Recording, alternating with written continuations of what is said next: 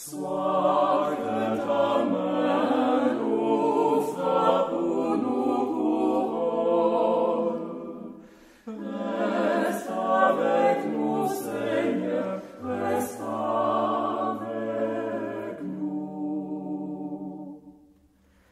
Et quand au bout de ce pèlerinage, nous partirons pour le grand rendez-vous,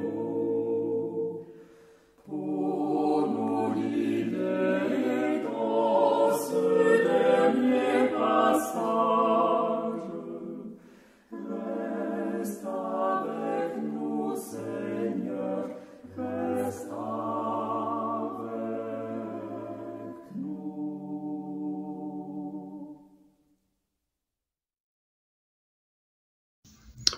Bonsoir à vous tous et bienvenue à ce temps de prière en cette période de la résurrection de notre Seigneur Jésus-Christ. Jésus ressuscité qui est parmi nous, qui nous donne cette espérance, qui nous donne cette force de savoir que rien n'est impossible à Dieu. Jésus qui nous donne cette force pour faire tomber les barrières qui séparent nous les hommes. Ensemble, nous allons prier le Seigneur. Demandons au Seigneur d'avoir cette vie transformée afin que nous aussi, nous puissions faire l'expérience de la résurrection dans notre vie de tous les jours. Que ma prière devant toi s'élève comme un encens et mes mains comme l'offrande du soir. Jésus dit, « Je suis la lumière du monde. Celui qui vient à ma suite ne marchera pas dans les ténèbres. Il aura la lumière qui conduit à la vie. » Chers amis dans le Christ, en silence, en présence du Dieu Tout-Puissant, et d'un cœur docile et pénitent, confessons nos péchés, pour que dans sa bonté infinie et sa miséricorde, il nous accorde le pardon. Ensemble, Dieu de miséricorde, nous confessons que nous avons péché contre toi, en pensée, en parole et en acte, par ce que nous avons fait et ce que nous avons omis de faire. Nous n'avons pas aimé de tout notre cœur. Nous n'avons pas aimé notre prochain comme nous-mêmes. Nous regrettons sincèrement ces fautes. Humblement, nous nous en repentons. Pour l'amour de ton Fils Jésus-Christ, prends pitié de nous et pardonne-nous. Alors ta volonté fera notre joie, et nous pourrons marcher dans tes chemins pour la gloire de ton nom. Amen. Que le Dieu Tout-Puissant nous fasse miséricorde, qu'il nous pardonne nos péchés par Jésus-Christ notre Seigneur, qu'il nous affermisse son tout bien, et par la puissance de l'Esprit Saint, qu'il nous garde pour la vie éternelle. Amen. Dieu, viens à mon aide, Seigneur, à mon secours. Gloire au Père et au Fils et au Saint-Esprit, au Dieu qui est, qui était et qui vient, pour les siècles des siècles. Amen. Alléluia. Alléluia. Ensemble à la page 50, nous disons l'hymne Joie et lumière. Joie et lumière de la gloire éternelle du Père, le Très-Haut, le Très-Saint, ô Jésus-Christ. Parvenus à la fin de ce jour, contemplons cette clarté dans le soir. Nous chantons le Père et le Fils et le Saint-Esprit de Dieu. Oui, tu es digne d'être chanté dans tous les temps par des voix sanctifiées. Fils du Dieu qui donne vie, tout l'univers te rend gloire. Écoutons et méditons les psaumes 136. Louez l'Éternel, car il est bon, car sa miséricorde dure à toujours. Louez le Dieu des dieux, car sa miséricorde dure à toujours. Louez le Seigneur des seigneurs, car sa miséricorde dure à toujours. Celui qui seul fait des grands prodiges, car sa miséricorde dure à toujours. C'est lui qui a fait les cieux avec intelligence, car sa miséricorde dure à toujours. C'est lui qui a étendu la terre sur les eaux, car sa miséricorde dure à toujours. C'est lui qui a fait les grands luminaires, car sa miséricorde dure à toujours. Le soleil pour présider au jour, car sa miséricorde dure à toujours. La lune et les étoiles pour présider à la nuit, car sa miséricorde dure à toujours. C'est lui qui frappa les Égyptiens dans leur premier-né, car sa miséricorde dure à toujours. Et fit sortir Israël du milieu d'eux, car sa miséricorde dure à toujours. À main forte et à bras étendus, car sa miséricorde dure à toujours. C'est lui qui coupa en deux la mer rouge, car sa miséricorde dure à toujours. Qui fit passer Israël au milieu d'elle, car sa miséricorde dure à toujours. Et précipita Pharaon et son armée dans la mer rouge, car sa miséricorde dure à toujours. C'est lui qui conduisit son peuple dans le désert, car sa miséricorde dure à toujours. C'est lui qui frappa des grands rois, car sa miséricorde dure à toujours. Qui tua des rois puissants, car sa miséricorde dure à toujours. Sion, roi des Améroïens, car sa miséricorde dure à toujours. Et Og, roi du Bassan, car sa miséricorde dure à toujours. Et donna leur pays en héritage, car sa miséricorde dure à toujours. En héritage à Israël, son serviteur, car sa miséricorde dure à toujours. Celui qui se souvient de nous quand nous étions humiliés, car sa miséricorde dure à toujours, et nous délivrera de nos oppresseurs, car sa miséricorde dure à toujours. Celui qui donne la nourriture à toute chair, car sa miséricorde dure à toujours. Louez le Dieu des cieux, car sa miséricorde dure à toujours. Gloire au Père, au Fils et au Saint-Esprit. La première lecture est tirée du livre de l'Exode, le chapitre 12, du verset 14 à 36. Vous conserverez le souvenir de ce jour et vous le célébrerez par une fête en l'honneur de l'Éternel. Vous le célébrerez comme une loi perpétuelle pour vos descendants. Pendant 7 jours, vous mangerez des pains sans levain. Dès le premier jour, il n'y aura plus de levain dans vos maisons, car toute personne qui mangera du pain levé du premier jour au 7e jour sera retranchée d'Israël. Le premier jour, vous aurez une sainte convocation, et le 7e jour, vous aurez une sainte convocation. On ne fera aucun travail ces jours-là. Vous pourrez seulement préparer la nourriture de chaque personne. Vous observerez la Pâque des pains sans levain, car c'est en ce jour même que j'aurai fait sortir vos armées du pays d'Égypte. Vous observerez ce jour comme une loi perpétuelle pour vos descendants. Le premier mois, le 14e jour du mois au soir, vous mangerez des pains sans levain jusqu'au soir du 21e jour. Pendant 7 jours, il ne se trouvera point de levain dans vos maisons, car toute personne qui mangera du pain levé sera retranchée de l'assemblée d'Israël, que ce soit un étranger ou un indigène. Vous ne mangerez point du pain levé. Dans toutes vos demeures, vous mangerez des pains sans levain. Moïse appela tous les anciens d'Israël et leur dit: Allez prendre du bétail pour vos familles et immolez-la Pâques. Vous prendrez ensuite un bouquet d'hysope, vous le tremperez dans le sang qui sera dans le bassin, et vous toucherez le linteau et les 2 poteaux de la porte avec le sang qui sera dans le bassin. Nul de vous ne sortira de sa maison jusqu'au matin. Quand l'Éternel passera pour frapper l'Égypte et verra le sang sur le linteau et sur les 2 poteaux, l'Éternel passera par-dessus la porte et il ne permettra pas aux destructeurs d'entrer dans vos maisons pour frapper. Vous observerez cela comme une loi pour vous et pour vos enfants à perpétuité. Quand vous serez entrés dans le pays que l'Éternel vous donnera, selon sa promesse, vous observerez cet usage sacré. Et lorsque vos enfants vous diront « Que signifie pour vous cet usage ?»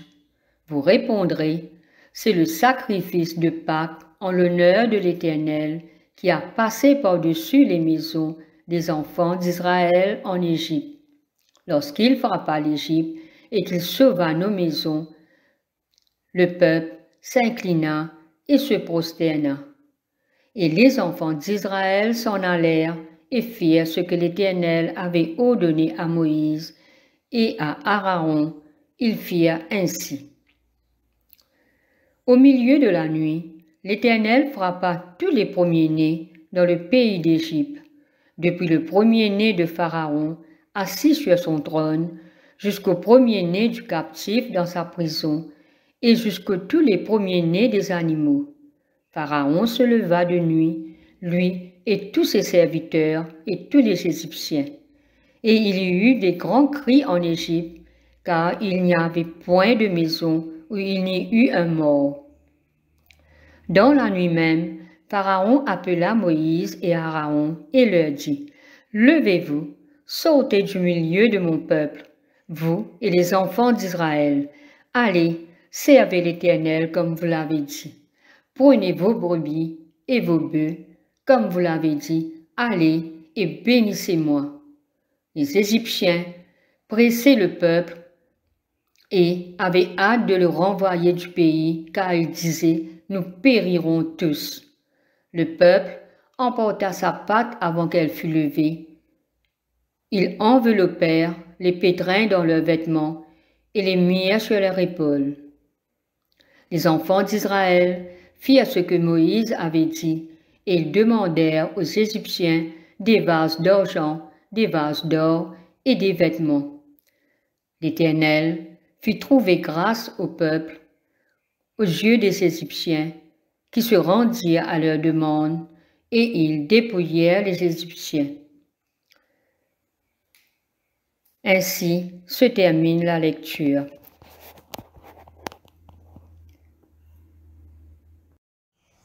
Première épître de Paul aux Corinthiens, le chapitre 15, les versets 12 à 19. Or, si l'on prêche que Christ est ressuscité des morts, comment quelques-uns parmi nous vous disent-ils qu'il n'y a point de résurrection des morts? S'il n'y a point de résurrection des morts, Christ non plus n'est pas ressuscité. Et si Christ n'est pas ressuscité, notre prédication est donc vaine, et votre foi aussi est vaine. Il se trouve même que nous sommes de faux témoins à l'égard de Dieu, puisque nous avons témoigné contre Dieu qu'il a ressuscité Christ, tandis qu'il ne l'aurait pas ressuscité, si les morts ne ressuscitent point. Car si les morts ne ressuscitent point, Christ non plus n'est pas ressuscité. Et si Christ n'est pas ressuscité, votre foi est vaine, vous êtes encore dans vos péchés, et par conséquent, aussi ceux qui sont morts en Christ sont perdus. Si c'est dans cette vie seulement que nous espérons en Christ, nous sommes les plus malheureux de tous les hommes. Dimanche, nous avons célébré la résurrection de notre Seigneur Jésus-Christ. La résurrection qui est la plus grande victoire qui ait jamais eu lieu sur cette terre. Pourquoi? C'est parce que la mort est le plus grand ennemi de l'humanité. Et lorsque le Seigneur est ressuscité du tombeau, il a remporté la plus grande victoire qui n'ait jamais eu lieu sur cette terre. Il y a beaucoup d'autres hommes, même les plus grands, qui sont morts. On peut nommer ces gens-là, les grands. Les hommes qui ont eu un impact profond sur le monde, d'une manière ou d'une autre. Ils sont tous morts. Mais Jésus-Christ, il est vivant. Tous morts. Jésus aussi, il est mort. Il a été enterré. Mais contrairement aux autres hommes, il est ressuscité. Il est sorti du tombeau, vivant pour toujours. Et si on est capable de dire, c'est là le plus grand de tous les miracles depuis la création elle-même.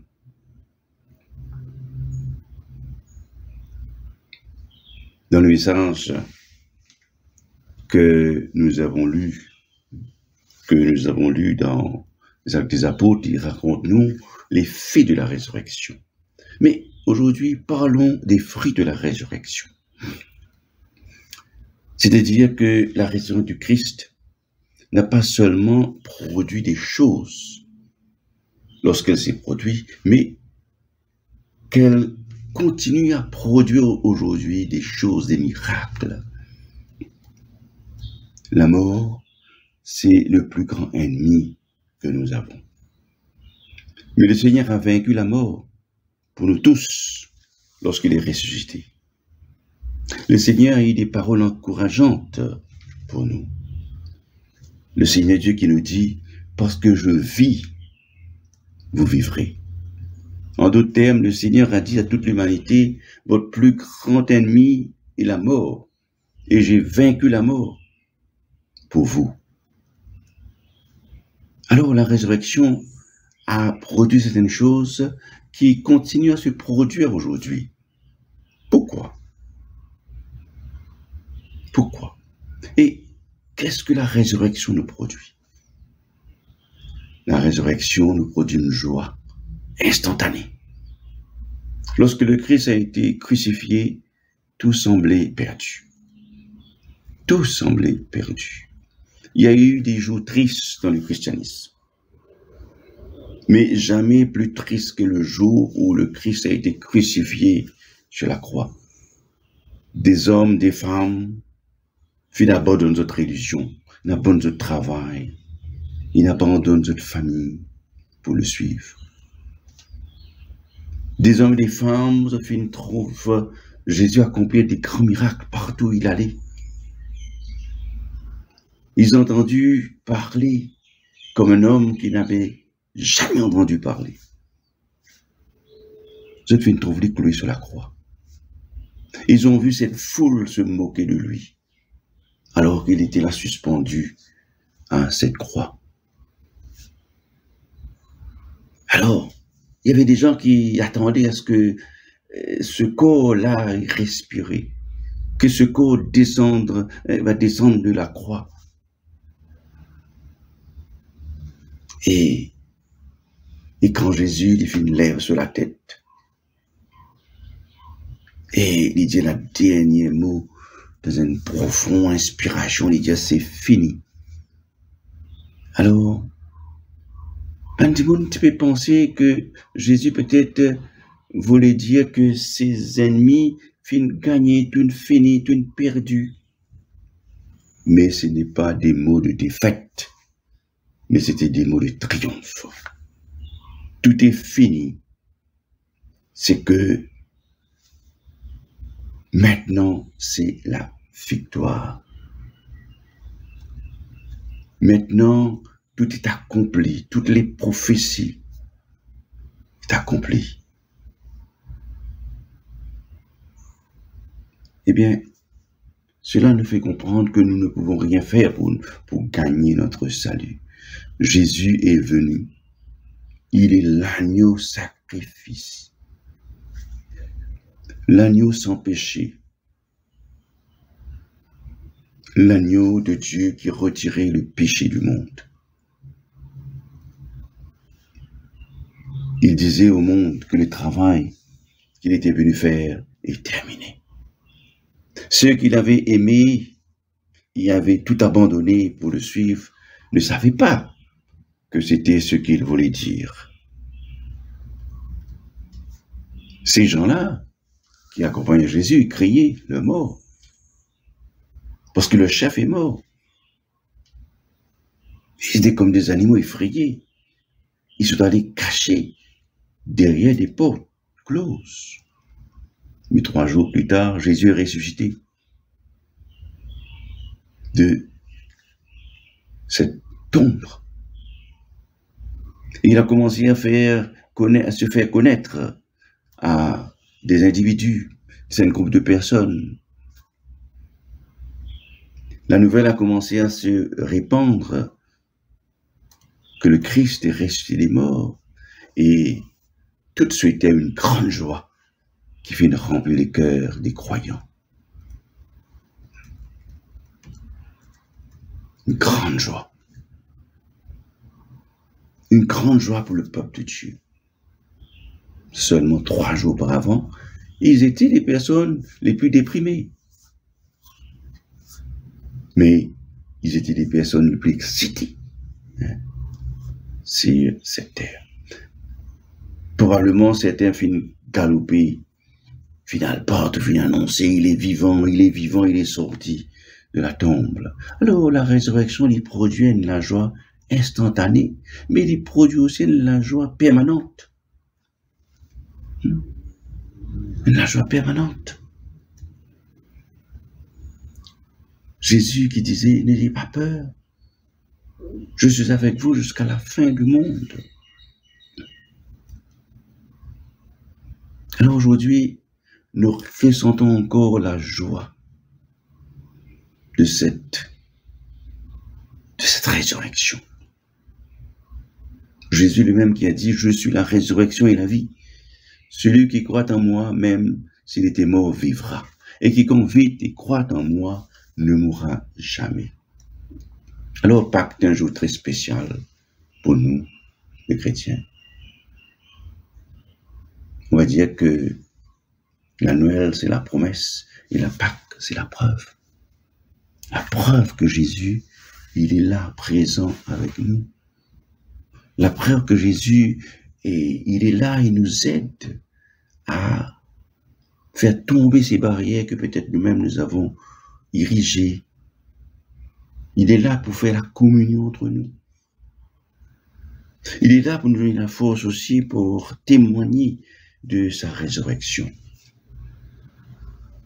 Et la meilleure façon de témoigner de la résurrection de Jésus, c'est d'être des personnes très transformées. On peut parler du Christ ressuscité. On peut parler de tout ce que la Bible nous dit. Mais ce qui est plus important, c'est que nous vivons la résurrection. Ce que nous puissions avoir cette vie transformée pour pouvoir témoigner aux autres. Et c'est pour cela, cette année, je vous ai invité à vous rencontrer dans les maisons, à avoir des cellules de maison. Parce que c'est là que nous allons pouvoir témoigner du Christ ressuscité. C'est là que nous allons pouvoir raconter notre vie de chrétien. Meilleure façon de témoigner aux autres. Alors, je fais un appel à vous tous de considérer la formation que nous aurons à la fin de ce mois, le 28 et le 29. Allez voir vos responsables des paroisses, que vous puissiez participer à cette formation, et pour que le jour de la Pentecôte, nous puissions lancer les cellules dans toutes nos églises, car c'est là l'avenir de notre église. Je compte beaucoup sur vous, et je vous souhaite bon courage et bonne continuation dans votre marche vers le royaume de Dieu. Amen.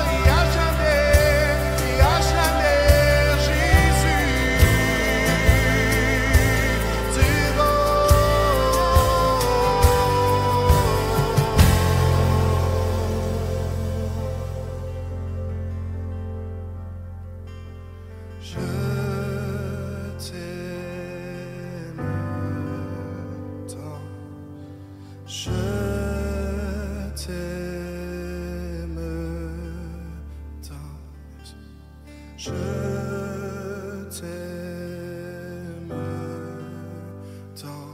Jésus. Je t'aime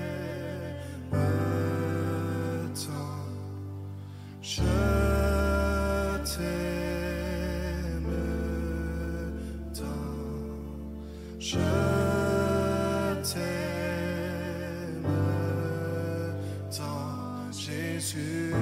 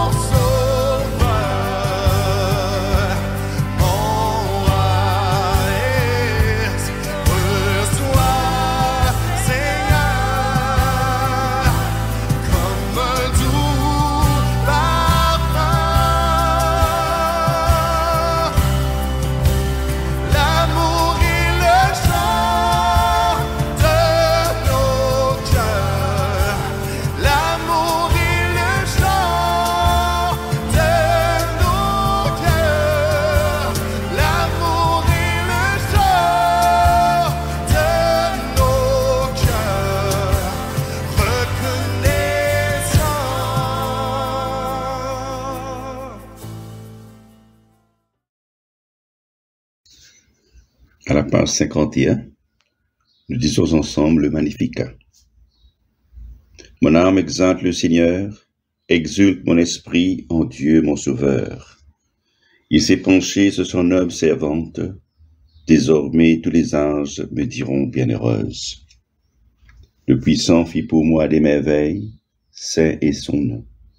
Son amour s'étend d'âge en âge sur ceux qui le craignent. Déployant la force de son bras, il disperse les superbes. Il renverse les puissants de leur trône. Il élève les humbles. Il comble de bien les affamés, renvoie les riches les mains vides. Il relève Israël son serviteur.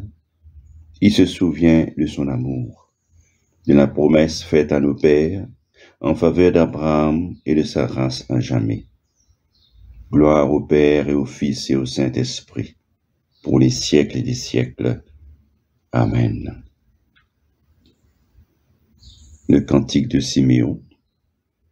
Maintenant, ô Maître souverain, tu peux laisser ton serviteur s'en aller en paix selon ta parole, car mes yeux ont vu le salut que tu préparais à la face des peuples. Lumière qui se révèle aux nations et donne gloire à ton peuple Israël.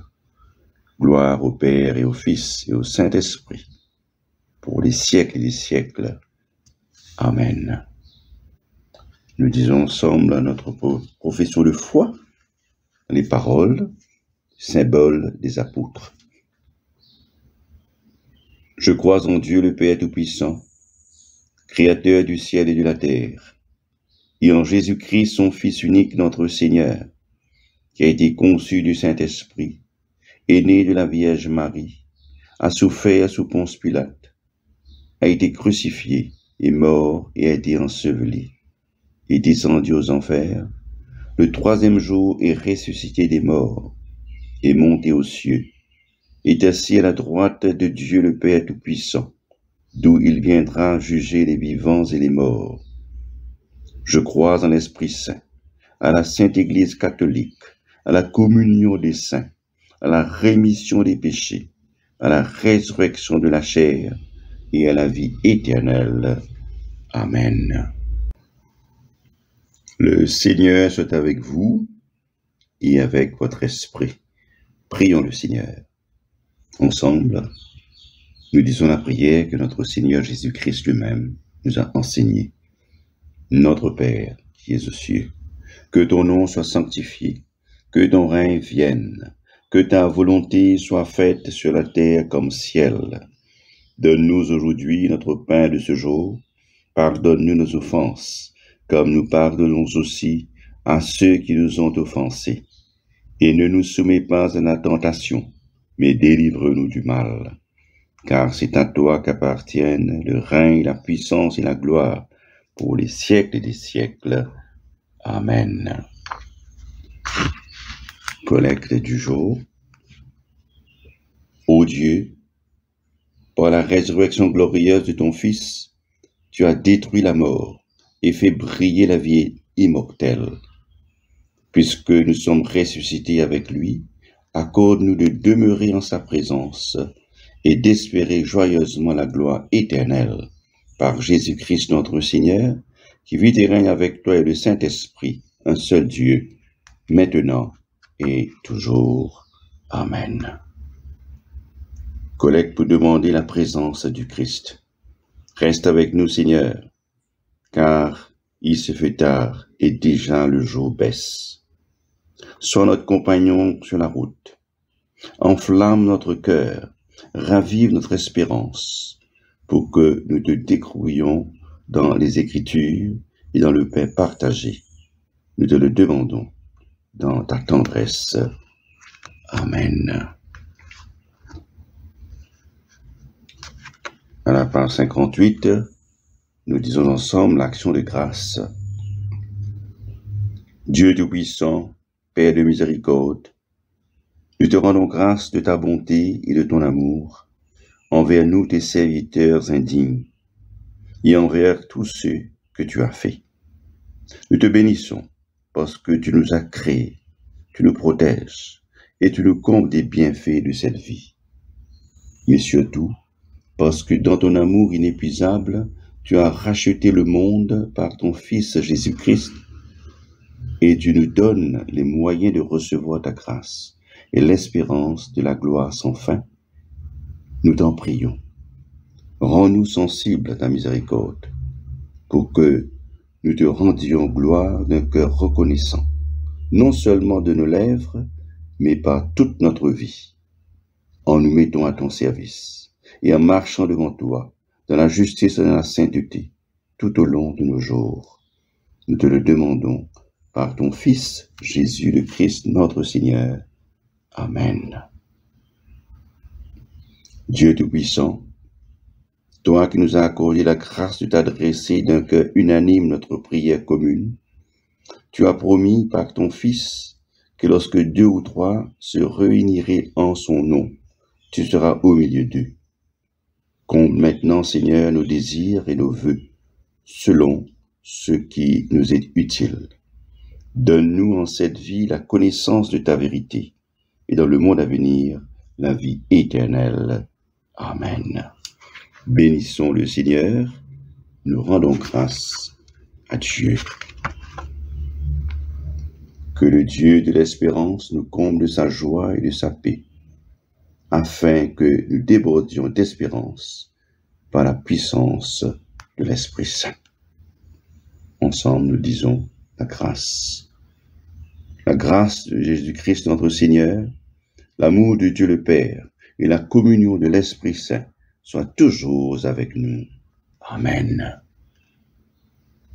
Chers amis, nous sommes arrivés à la fin de ce temps de prière et nous prions que le Christ ressuscité continue à manifester notre vie, à continuer à produire des fruits dans notre vie, afin que, Seigneur, nous aussi, nous puissions rester toujours en communion avec toi. Et c'est ainsi que nous pourrons accomplir ta volonté là où tu nous as placés.